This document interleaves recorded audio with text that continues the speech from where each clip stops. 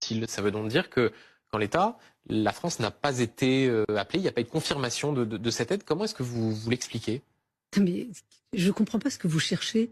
Enfin, on a l'impression qu'on veut une polémique sur une tragédie humaine. Non, mais attendez, bah, moi je vous réponds. Ouais. Voilà. C'est une tragédie humaine. Vous avez un chef d'État. Le roi Mohamed VI. Le roi Mohamed VI, qui a une gestion centralisée dès la première minute. Il a réuni une réunion de crise pour évaluer les dégâts, pour évaluer les besoins, pour savoir où il était urgent de pouvoir intervenir et coordonner les actions.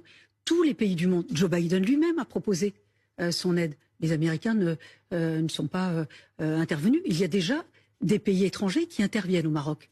L'Espagne, le Qatar, les autorités marocaines ont répondu. Pourquoi elles répondent à certains pays et pas à la France? Non, mais vous vous rendez compte de l'indignité de votre question?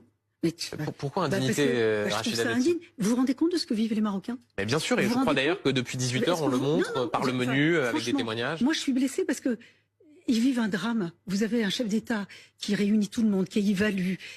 D'ailleurs, Kenza le disait tout à l'heure, sur l'aide alimentaire, sur la nécessité de tout de suite protéger la population, de la sauver. Regardez, on est passé de 200 morts et quelques blessés.